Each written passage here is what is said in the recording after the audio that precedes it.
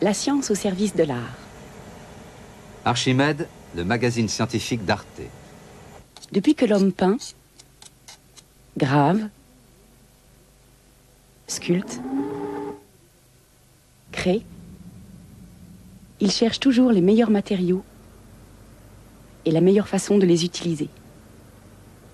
Chaque artiste a toujours inventé son propre savoir-faire, ses propres techniques. Connaissances perdues ou outrage du temps.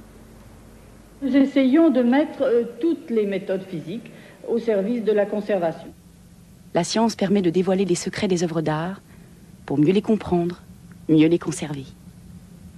Oui, c'est bon. Ce mois-ci, Archimède a décidé d'enquêter sur ces laboratoires et ces scientifiques qui mettent leur savoir et leur savoir-faire au service de l'art. Bon, un petit peu. Ouais, un petit peu. Il tente d'en découvrir, voire même d'en reproduire la composition intime. Utiliser ainsi la science est vraiment tout un art.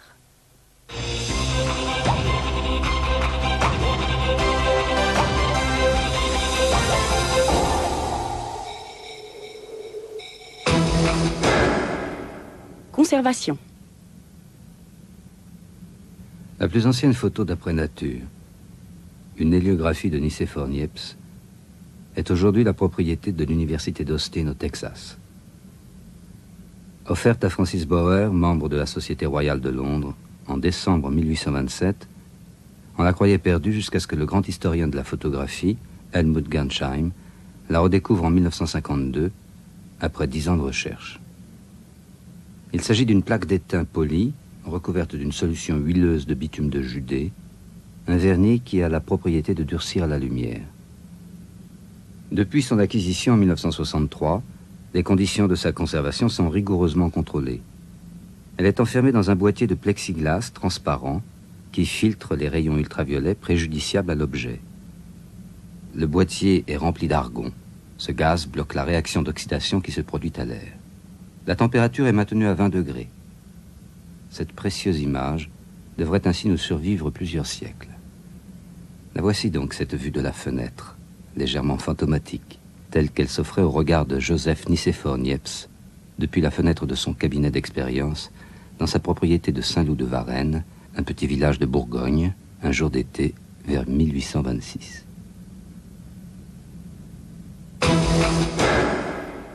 Carbone 14. Quel âge a cet objet gravé sur une défense de mammouth? Bien sûr, on pourrait tranquillement inspecter les couches de terrain qui le recouvraient et tenter d'évaluer le temps qu'elles ont mis à se déposer. Mais on préfère évaluer l'âge directement avec l'os, car il a gardé la trace du temps passé. Quand la brave bête vivait, elle respirait. Enfin, comme un mammouth respire. Et dans ses poumons préhistoriques, flottait aussi du gaz carbonique, avec des atomes de carbone qui sont allés se fixer, par exemple, dans ses os ou ses défenses. Regardons-le de plus près, cet antique carbone. Comme tous les éléments dans la nature, le carbone possède plusieurs isotopes, c'est-à-dire plusieurs variétés dont le noyau atomique présente de petites différences. Ici, du carbone 12, avec ses 6 neutrons et 6 protons, le plus courant, le plus stable. Un petit peu de carbone 13 aussi, stable avec son neutron supplémentaire. Et avec un neutron de plus.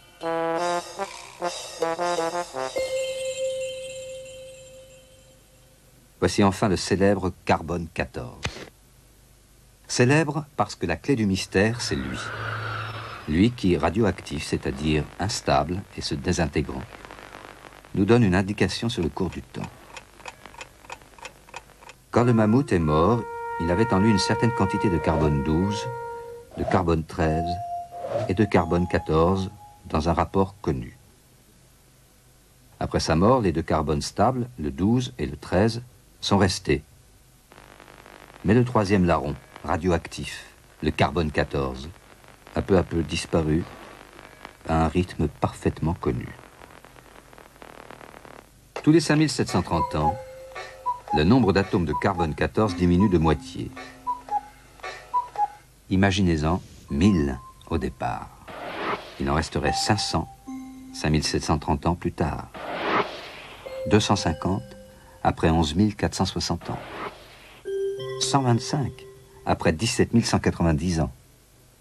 Et ainsi de suite. Eh bien, pour savoir l'âge du mammouth, il faut prendre un petit échantillon de la Défense, puis compter, grâce à un appareillage spécialisé, ce qu'il y a de carbone 12, 13 et 14. Moins il reste de carbone 14, et plus le mammouth est vieux. Reste qu'au-delà de 50 000 ans, la mesure devient quasi impossible. Il n'y a franchement plus assez d'atomes de ce carbone-là. Il faut alors faire appel à d'autres méthodes de datation, mais c'est une autre histoire.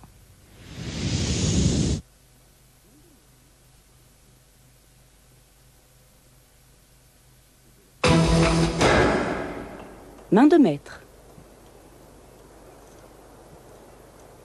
Au sud de la France, près des Pyrénées, dans la grotte de Gargasse, les hommes préhistoriques ont laissé sur les parois de très nombreuses empreintes de mains, vieilles de 27 000 ans. Aujourd'hui, le préhistorien Jean Courtin s'efforce de reproduire ces images et de redécouvrir scientifiquement, grâce à l'archéologie expérimentale, les gestes et les techniques de nos ancêtres Cro-Magnons.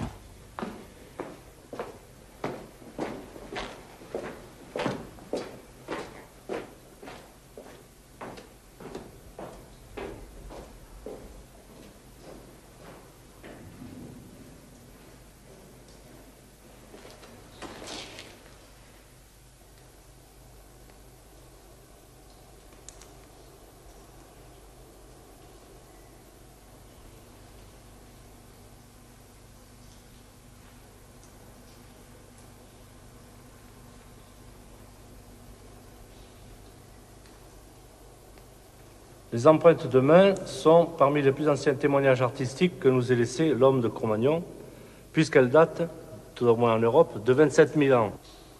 Mais des empreintes de main, il en existe un peu partout dans le monde, en Amérique, en Australie, en Indonésie, à des époques très diverses de la préhistoire.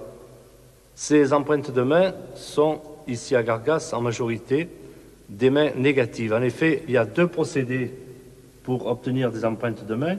Tremper la main dans du colorant et l'appliquer directement sur la paroi, ce qu'on appelle une main en positif, ou le procédé du pochoir, qui consiste à appliquer sa main sur la surface rocheuse et à pulvériser du colorant dilué, rouge ou noir, sur la roche pour obtenir le contour de la main, d'où le terme de main négative.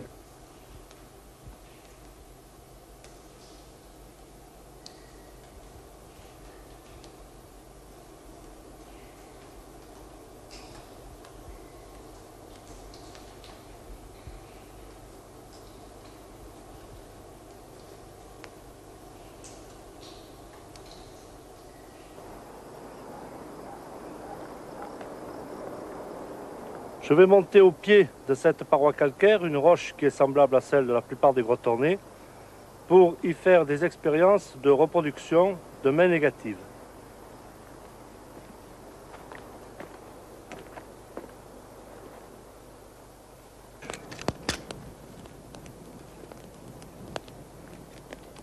Je suis en train de faire un feu avec du genévrier pour obtenir du charbon de bois, qui était un des pigments utilisés par les hommes du Paléolithique pour réaliser les peintures de main au pochoir. Beaucoup de mains sont sur fond noir, réalisées avec du charbon de bois ou du bioxyde de manganèse, mais d'autres sont sur fond rouge. Dans ce cas, on a utilisé soit l'argile des grottes que les hommes pouvaient prendre sur place, soit de l'ocre, de l'hématite ou divers oxydes de fer qu'ils ont apportés de l'extérieur et qu'ils ont broyé pour le réduire en poudre.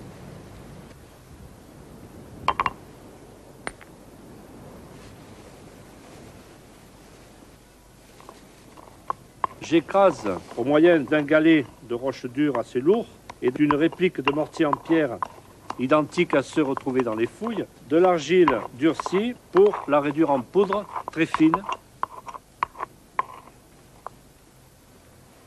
Le feu est éteint, je récupère du charbon de bois pour obtenir du pigment noir.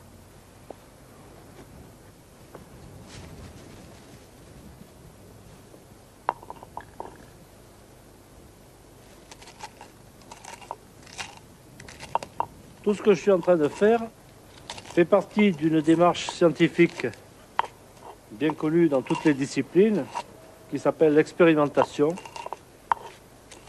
L'expérimentation tend à retrouver, en ce qui concerne la préhistoire, les gestes et les techniques employés par l'homme préhistorique. Ces expérimentations doivent toujours être conduites dans un parallèle constant avec les objets trouvés en fouille, c'est-à-dire qu'on va établir des hypothèses, on va essayer de tester ces hypothèses par diverses expériences en comparant avec les observations faites sur les objets archéologiques eux-mêmes. Et c'est ainsi qu'on pourra peut-être, et on y parvient dans de nombreux cas, retrouver ce qui s'est passé exactement et les techniques employées et les résultats obtenus. Maintenant, je vais reproduire des mains négatives avec les colorants que j'ai préparés tout à l'heure et je repère des surfaces autant que possible planes et de teinte claire pour ces expérimentations. Là, par exemple, là, ça pourrait aller. La surface est un peu irrégulière. Là, oui, là, c'est très bon. Ici aussi, là, c'est pas mal. Là, hein. À hauteur d'homme, bien plat. Et la roche est claire. Là, on peut en faire plusieurs. Pour reproduire les mains négatives, on a imaginé plusieurs techniques. Je vais en comparer 3. Pour la première, j'utilise un pinceau en poil de renne qui va servir de tamponnoir.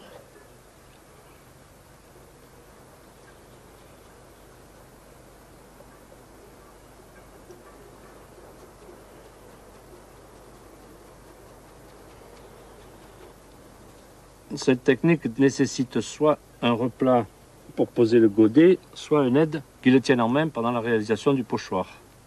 On voit que le résultat n'est pas du tout convaincant.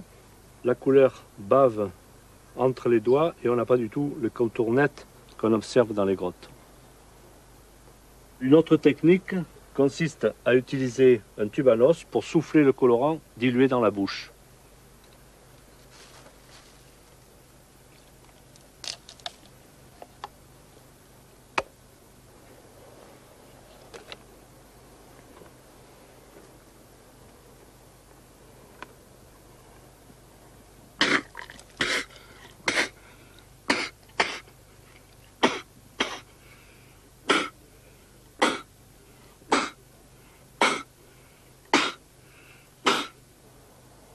Cette méthode ne reproduit pas non plus les mains observées dans les grottes, les mains préhistoriques. On a des concentrations beaucoup trop denses de colorants et en outre, elle offre le désavantage de nécessiter beaucoup trop de matières premières.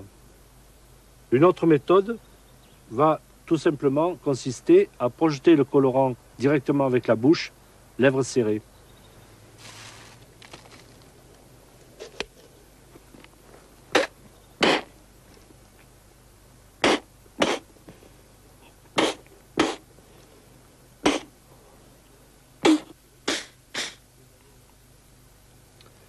C'est la méthode qui permet de reproduire le plus fidèlement les mains préhistoriques.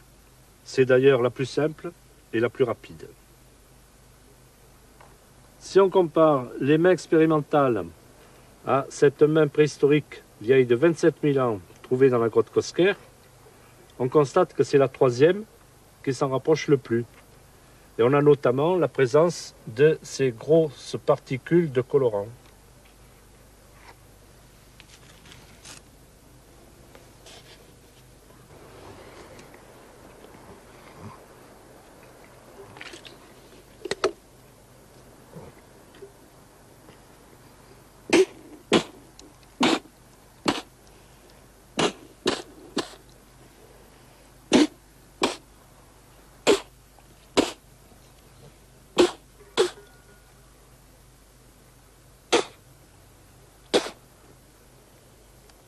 La plupart des mains découvertes dans les grottes semblent être des mains gauches d'après la position du pouce. Toutefois, on a objecté qu'il pourrait aussi s'agir de main droite, placée le dos contre la paroi. Mais dans ce cas, l'inclinaison du poignet serait différente. Et dans beaucoup de cas, ça obligerait à une position beaucoup trop acrobatique. Dans quelques grottes, on a trouvé des mains aux doigts incomplets ou raccourcis, qu'on a voulu expliquer par des amputations volontaires ou dues à des maladies, en prétendant qu'il était impossible de les reproduire par simple pliage des doigts. Par l'expérimentation, on a montré qu'il était possible de reproduire tous les cas de figure connus dans les grottes préhistoriques.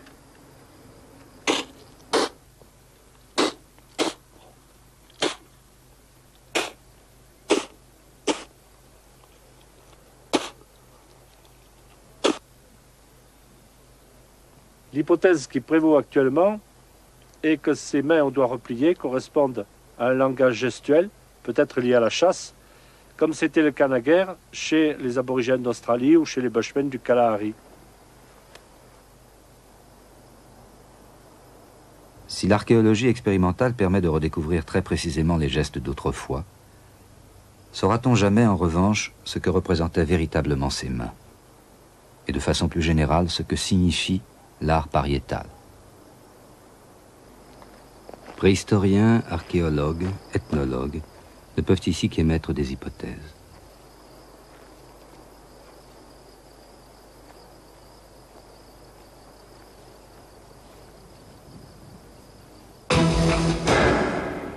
Double vie.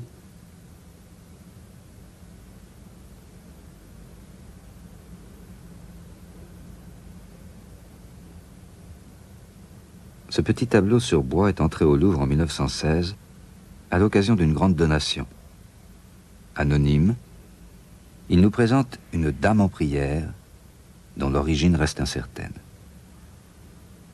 D'abord attribué à l'école française du XVIIe siècle, puis à un peintre espagnol du XVIe, personne n'avait pu formellement identifier l'origine de ce tableau.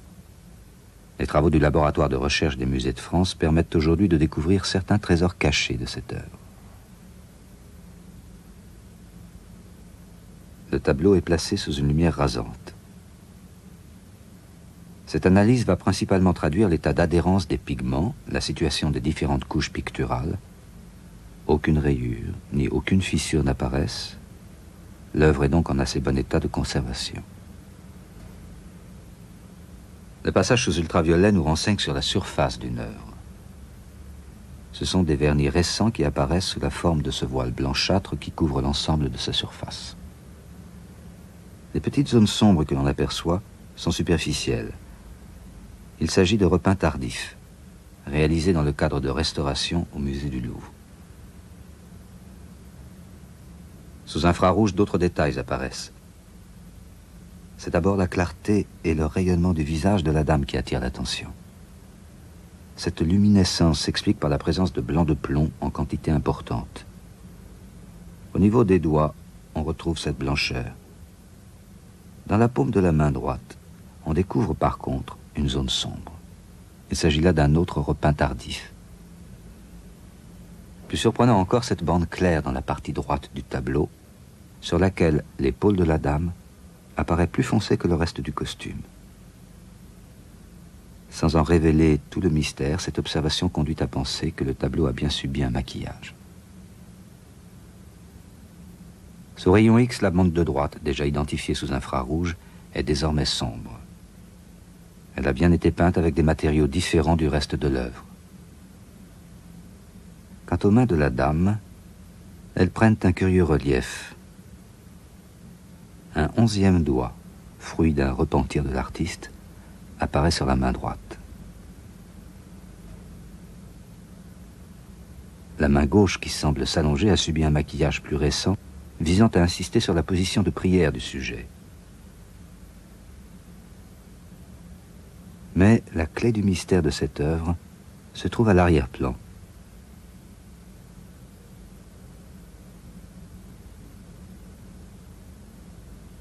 Sur la partie gauche du tableau, apparaît un second personnage, sans doute une femme.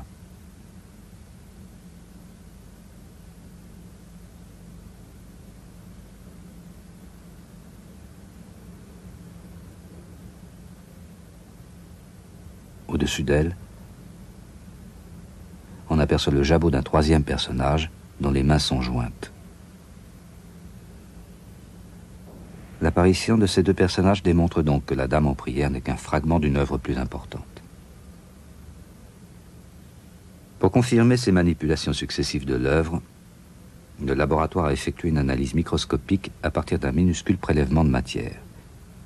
Cette analyse traduit notamment la présence de certains pigments jaunes et verts qui ne sont apparus sur la palette des peintres qu'au XIXe siècle. L'analyse microscopique confirme donc un maquillage tardif du tableau. Grâce aux différentes analyses du laboratoire, l'histoire de ce tableau s'éclaircit. Détérioré, son support fut d'abord coupé pour devenir une figure autonome. Puis son fond et les personnages secondaires furent maquillés. Enfin, de nombreux détails du sujet central furent remis en valeur pour accentuer son caractère contemplatif. Endormie dans les réserves du Louvre depuis son entrée en 1916, cette Dame en prière inconnue aura donc dû attendre 80 ans pour que des scientifiques révèlent sa beauté et ses mystères.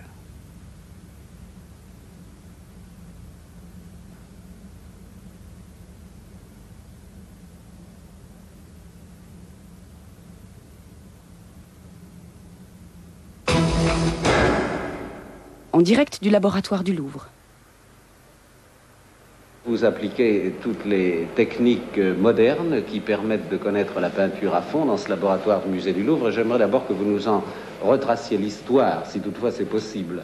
Oui, mais ça serait un peu long, parce que je viens de découvrir, il y a très peu de temps, que c'est en France, au XVIIIe siècle, dans le Louvre même, que le physicien Charles a organisé un cabinet de physique destiné en grande partie, justement, à mieux conserver les œuvres d'art. Celui des Montgolfières? Exactement, celui des Montgolfières, celui d'Elvire aussi. Il s'intéressait à tout. À tout.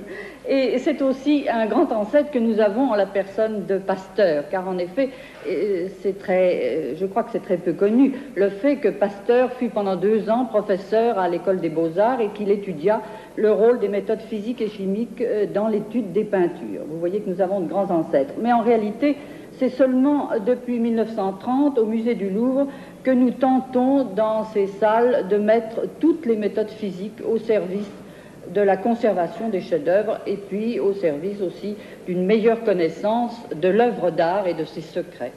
Et alors, s'il est impossible, parce que ça nous emmènerait peut-être trop loin de faire tout l'historique de ce laboratoire et de tous les travaux qui y ont été accomplis, pouvez-vous nous dire du moins quels sont ceux que vous effectuez actuellement? En d'autres termes, quel est votre programme? Quelles sont vos fonctions?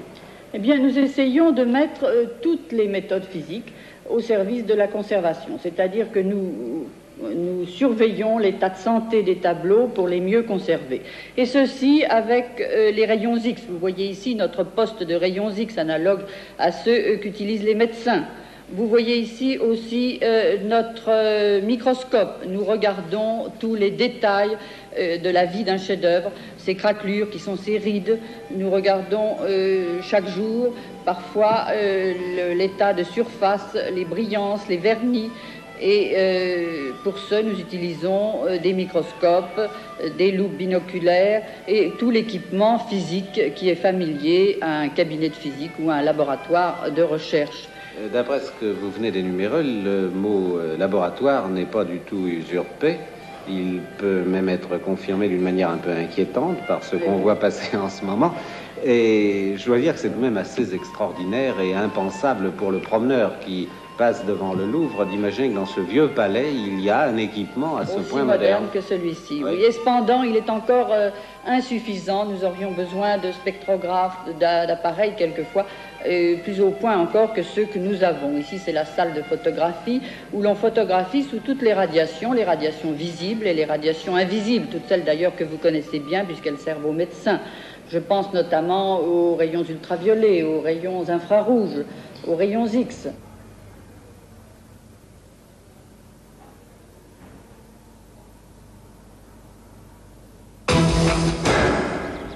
Aglaé, accélérateur d'art. Paris, le Louvre, juin 1995.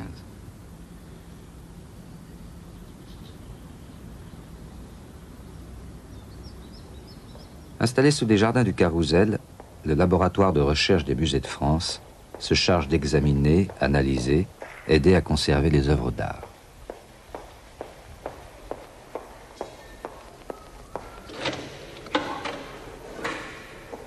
Le 6 février 1901, l'archéologue français Jacques de Morgan découvrait en Perse, sur l'acropole de Suse, une tombe royale du IVe siècle avant notre ère.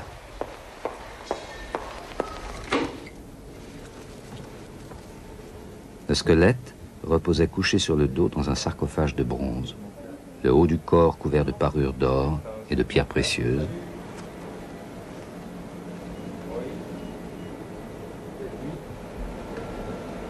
Aujourd'hui, on va retravailler sur les pendants d'oreilles. Et donc, la fois dernière, on avait caractérisé les turquoises, mais on a été un petit peu plus loin. Cette fois-ci, on a vu que certaines turquoises étaient bien bleues, il y avait des petits nuages laiteux dedans.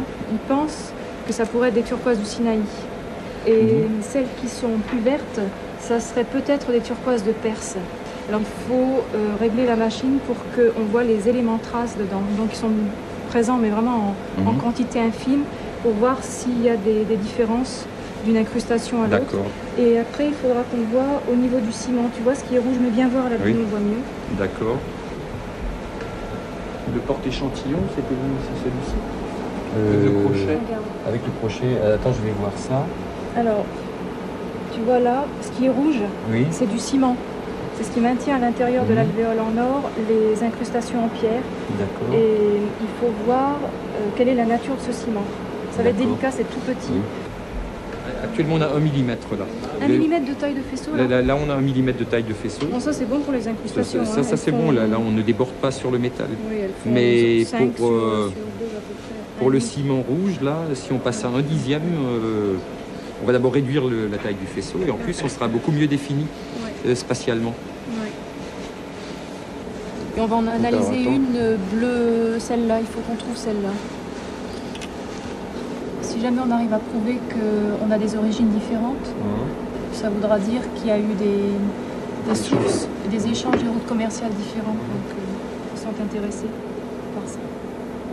Je voudrais bien essayer d'aller voir là aussi. Tu es prêt, toi, Hervé? C'est bon, ça marche?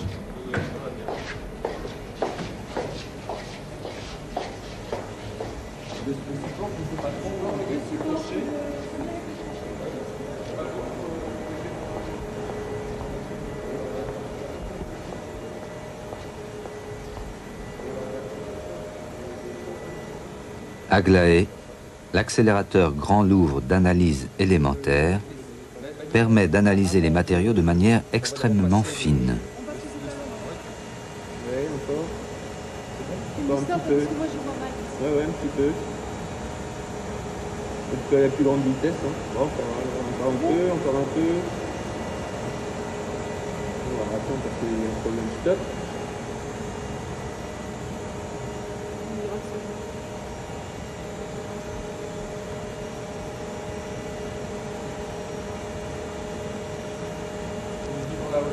Ouais, attends. Faut monter. Encore. Les ions produits à sa source sont injectés dans l'accélérateur, où il y a une tension de 2 millions de volts, et forment un faisceau qui vient bombarder la matière et permet de la caractériser. Encore. Stop.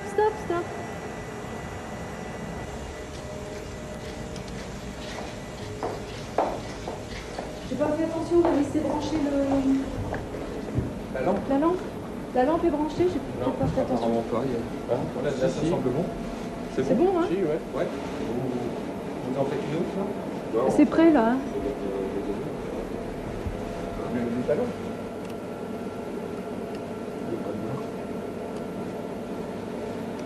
Celle-là, elle est différente. Peut-être genre en Z un peu. C'est une belle turquoise, hein, aluminium, il n'y a presque pas de silice, presque pas. C'est une belle. Ah, c'est une belle, oui. Oh, regarde! Une zingue. Et regarde. Il n'y a presque pas de turquoise qui ont du zinc comme ça. Ouais, il va falloir creuser ça. Ah, il va falloir creuser ça. Oui. Ça, c'est une turquoise, une de celles qui était un peu terne. Non, c'est une jolie, regarde. La jolie. Pas oublier de l'enregistrer celui-là.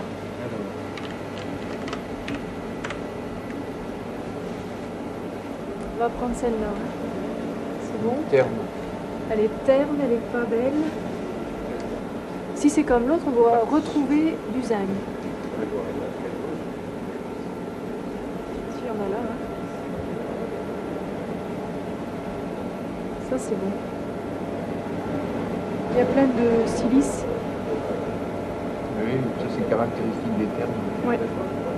Je vais les mettre sur une jolie turquoise.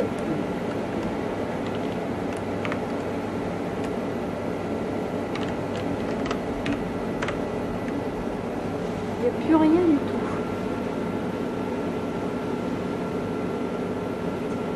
Et le rapport fer-cuivre, là, Il y a plus de cuivre que de fer.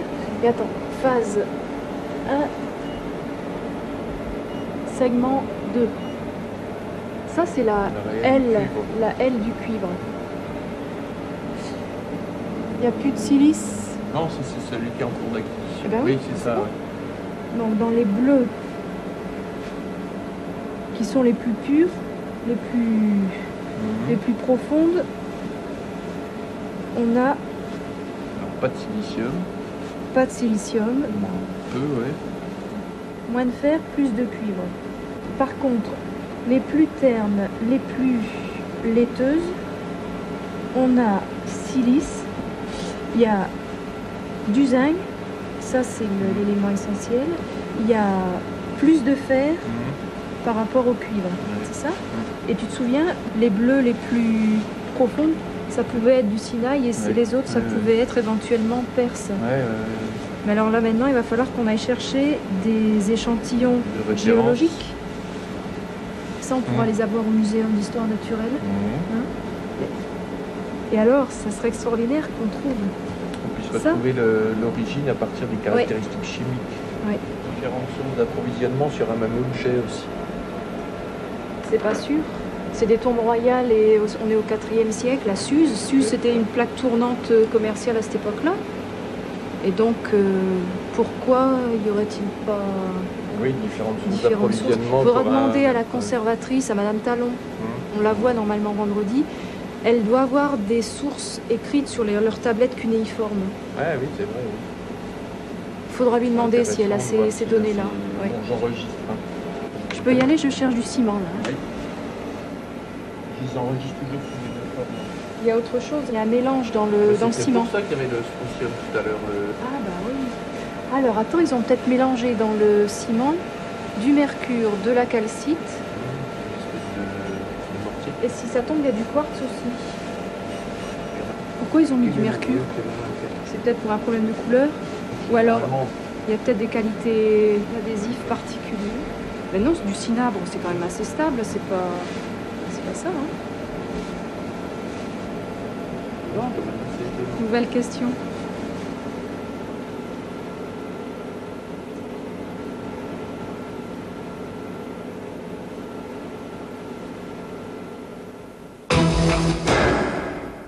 Rembrandt en analyse.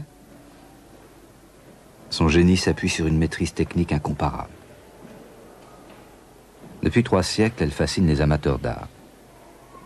Comment réussissait-il à obtenir ces effets stupéfiants de lumière et de matière? Comment préparait-il ses peintures? Quelles substances particulières contenaient-elles? Comment les utilisait-il? Depuis 1968, les scientifiques et les historiens d'art du Rembrandt Research Project cherchent des réponses aux nombreuses questions que pose l'art de Rembrandt.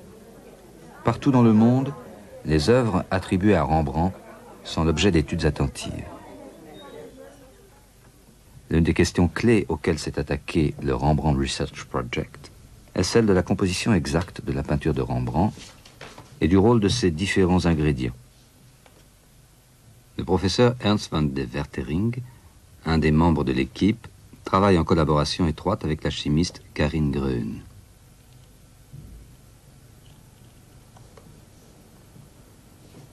La fiancée juive est l'une des œuvres les plus fameuses de Rembrandt.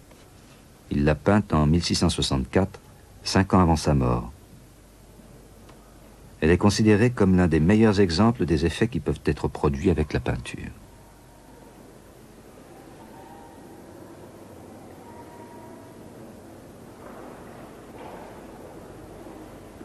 Especially a painting for painters who have over the centuries been fascinated by the way Rembrandt reached the effects which are so dominant, although not manneristically dominant in this painting. If you look, for instance, at this bulging piece of paint on top of that ring, it creates the illusion that a light ray is sort of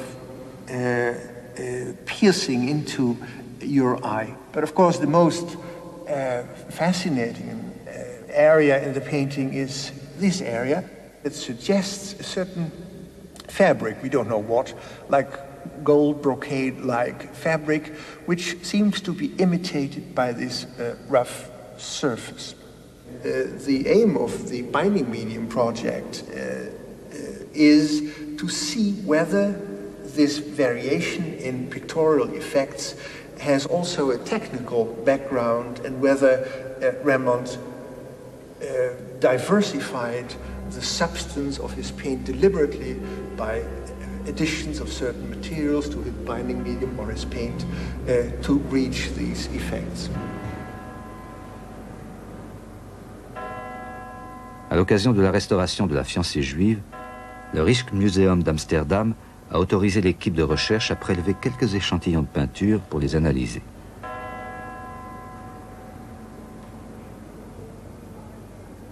Sous le microscope, ces échantillons ont plutôt l'air de bonbons à la réglisse.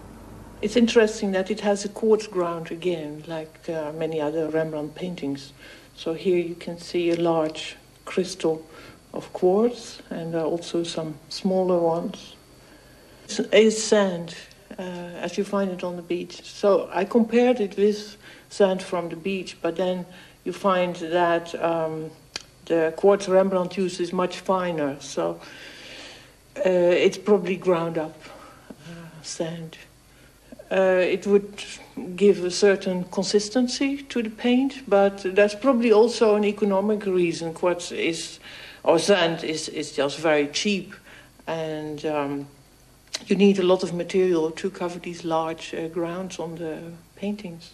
Die sliertjes om de hand, om zijn vingers heen, alsof dat van de sluier is, waar zijn hand onderdoor gaat. La restauration de la fiancée juive a conduit à plusieurs découvertes. Entre autres, que Rembrandt avait composé la robe rouge à partir de plusieurs couches de peinture. Het origineel, dit is op zich het stopsel ook geweest waar al een deel van af is gehaald. Maar de overschildering ging nog tot ver. Le musée a permis à l'équipe de recherche de prélever un échantillon dans la robe.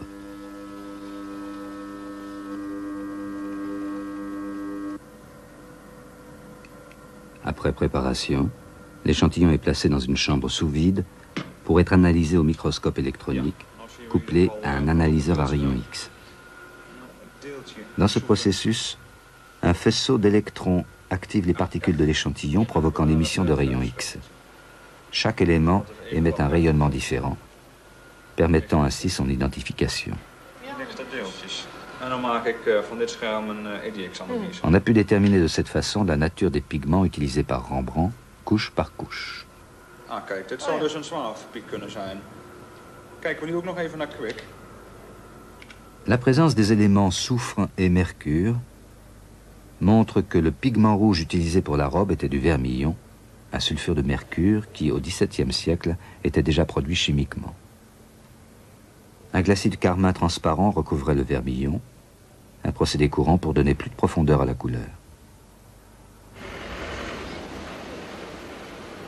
Au centre de recherche DSM, une particule de peinture a été préparée pour analyse. Une méthode, appelée chromatographie liquide à haute pression, a été utilisée pour voir si le liant contenait des protéines, ce qui aurait indiqué la présence de substances organiques, des colles animales par exemple. On vérifie ainsi que Rembrandt utilisait bien une huile de lin, mais cette méthode ne nous apprend rien des propriétés spécifiques de cette huile, ni la manière dont elle était préparée. À ce stade de la recherche, après la phase des analyses, il fallait adopter une attitude plus synthétique. Ayo de Bourg, historien d'art, un des membres de l'équipe, entreprit la reconstitution des couleurs du XVIIe siècle. This is the last pigment mill in Holland. Pigments are grounded in the same way as has been done in the 17th century. The particle size in this procedure will be bigger than in the modern grinding methods. In our reconstruction of the paint of Rembrandt, we will make use of pigments in the same particle size as was in the 17th century. Aujourd'hui, les peintres ont à leur disposition plus de 2000 pigments. Leurs prédécesseurs du XVIIe siècle devaient se débrouiller avec une quinzaine seulement. Ayo de Bourg a reconstitué la palette de Rembrandt.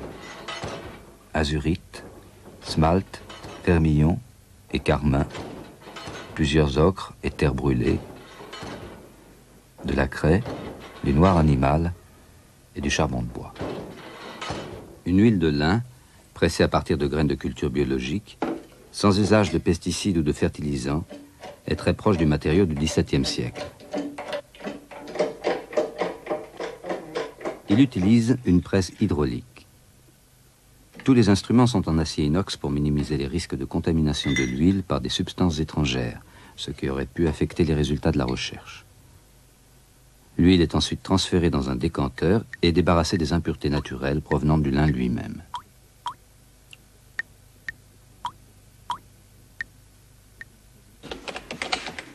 Des milliers de recettes du XVIIe siècle et des documents décrivant la préparation de la peinture ont été introduits dans l'ordinateur du laboratoire central de recherche pour l'art et la science d'Amsterdam. Ces documents d'époque contiennent une mine d'informations utiles, mais il n'est pas toujours facile d'interpréter les différentes mesures, poids et température utilisées au XVIIe siècle. In this recipe, there is an indication on the temperature because they put a quill in the oil, and when it burns, it's the right temperature.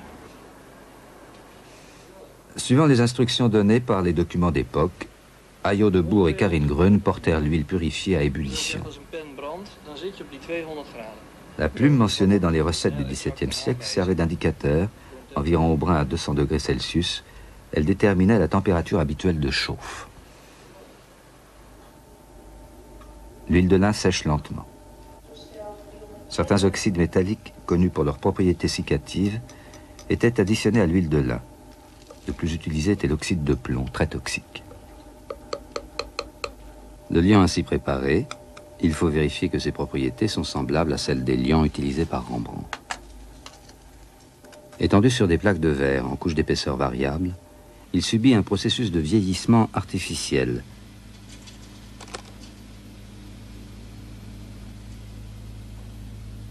Pendant 5 semaines, les échantillons de liant reconstitués sont exposés à une quantité de lumière équivalente à celle reçue par les œuvres de Rembrandt en 3 siècles.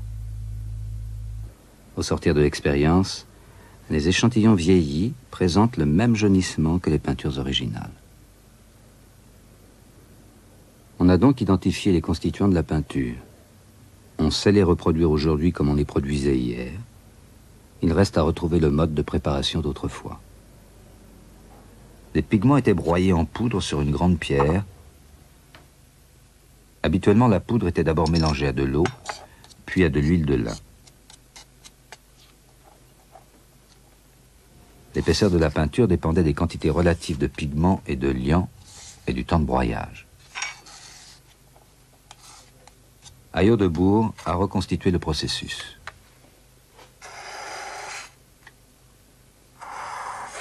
Although this is an historic oil paint, it lacks the right consistency compared to Rembrandt's consistency.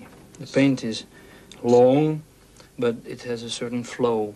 It collapses down and doesn't keep its form.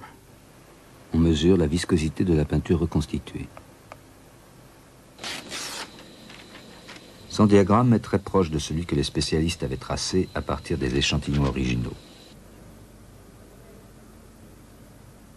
Mais la viscosité ne dépend pas seulement de la qualité de l'huile. On sait maintenant que la taille des particules de pigments et autres additifs, craie, sable, a une influence sur la viscosité, sur l'épaisseur et la manière dont on peut travailler la peinture. Après l'étude des matériaux utilisés et leur reconstitution, il fallait aussi s'interroger sur la manière dont Rembrandt les employait. Les résultats des analyses chimiques ont confirmé que plusieurs liants avaient été utilisés par Rembrandt pour une seule et même œuvre. It turns out that Rembrandt used a new palette for every passage, that he didn't work on a gigantic palette with big lumps of paint, which he smeared together.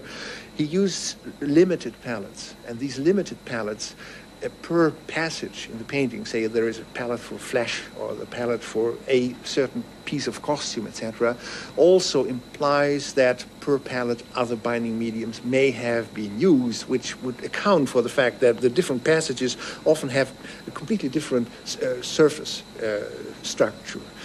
And so a lot has happened.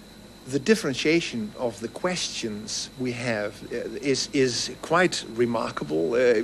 Much more questions have come up than answers, but that's good. And we know what we're going to do now. There is a prospect of new findings. L'étude menée par le Rembrandt Research Project, en collaboration avec DMS Research, a fourni une mine d'informations nouvelles. Tous les facteurs qui peuvent avoir eu une influence sur les propriétés de la peinture de Rembrandt ont maintenant été identifiés et classifiés. La technologie moderne va sans aucun doute permettre d'aller plus loin encore. Le génie de Rembrandt n'en sera pas pour autant démonté, banalisé. Mais ces connaissances nouvelles aideront à mieux conserver et restaurer ses œuvres, à débusquer les faux.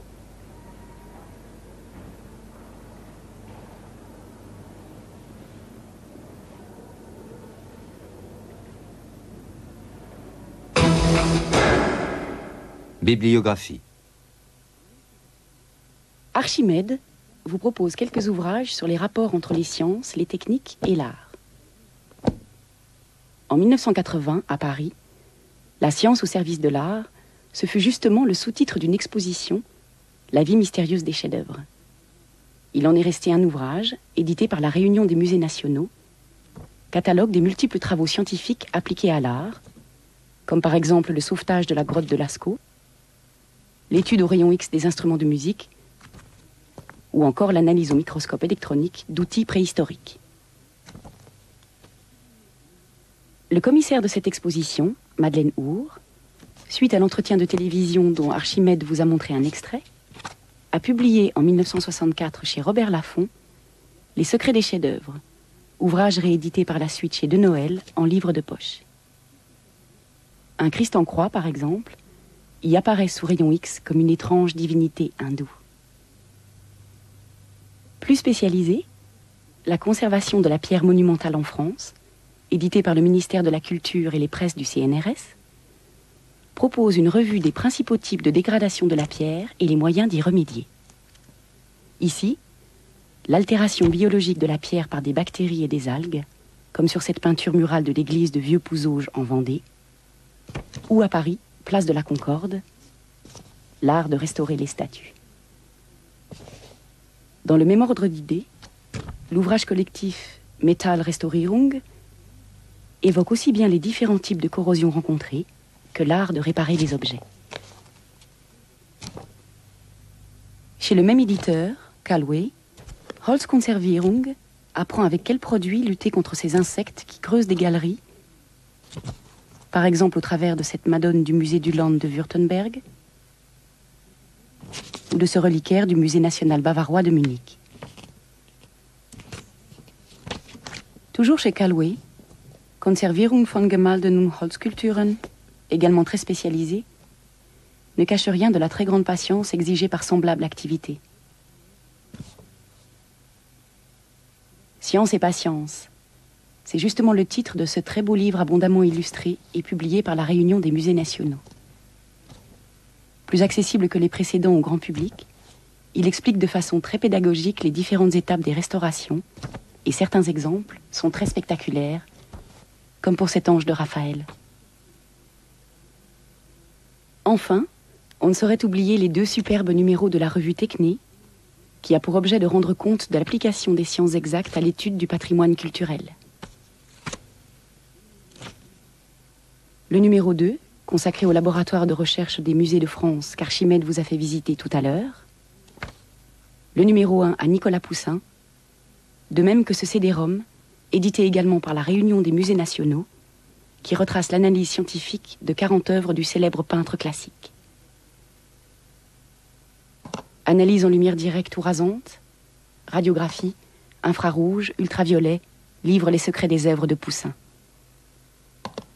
Un régal. Bonne lecture.